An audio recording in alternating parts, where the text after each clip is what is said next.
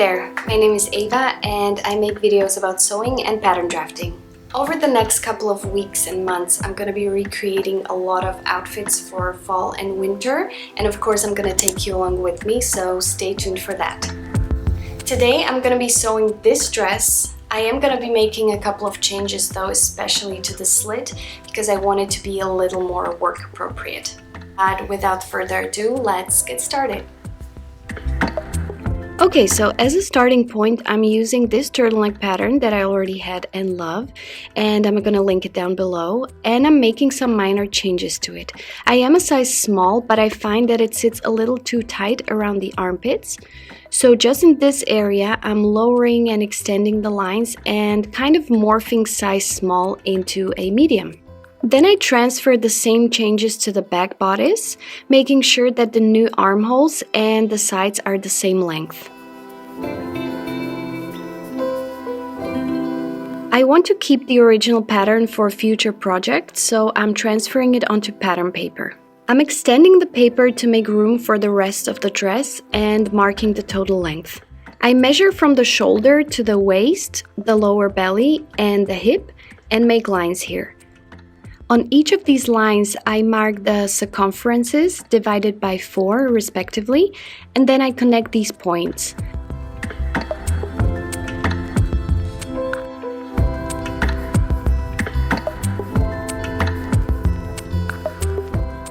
I want my skirt to be straight, so from the hip point, I am drawing a line straight down.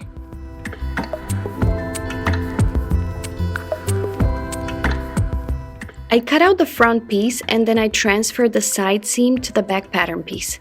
I'm adding about 1 centimeter just in the hip area, and looking back, I don't think this was necessary in my case, and I could have just copied the front piece. Now to the slit. As I said, I'm not doing the slit like it is on the original dress. Instead, I'm just leaving one side seam opened. But if I wanted to copy the curved slit, I would probably measure about 5 to 7 centimeters from the side seam and make a curved line at the top of the opening like this.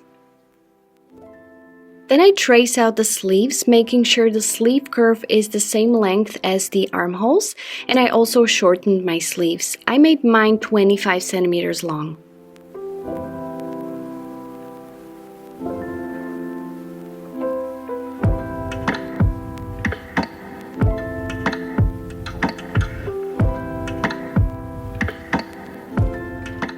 Lastly, I'm tracing out the length of the turtleneck and adjusting the width. It seems like it's somewhere between a mock neck and a turtleneck, so I made mine 10 centimeters wide plus 2 centimeters for the seam allowance, resulting in a 5 centimeter tall mock/turtleneck.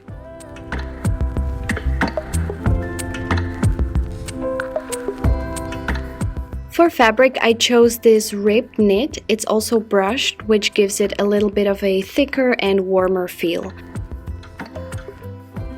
I cut out all the pattern pieces using my cutting wheel and also scissors because my cutting mat was not large enough.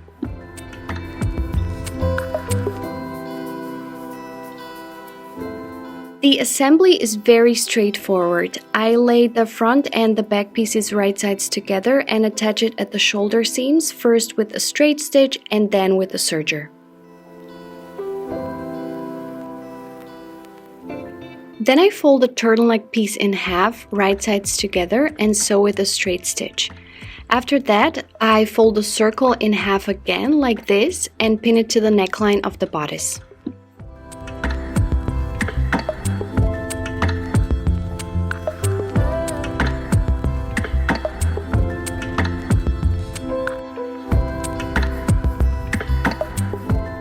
The seam is in the center back and I sew it together with a serger.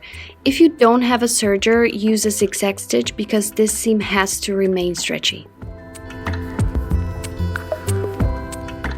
Then I attach the sleeves to the bodice, again right sides together.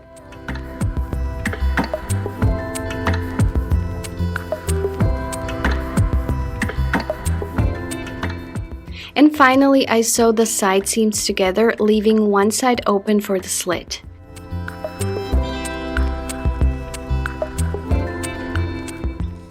I'm using a straight stitch here and finishing the edges off with the serger.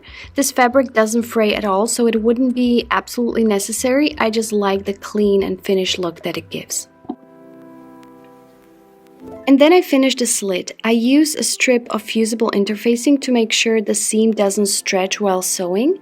I fold both sides of the slit about 1 centimeter and sew with a straight stitch.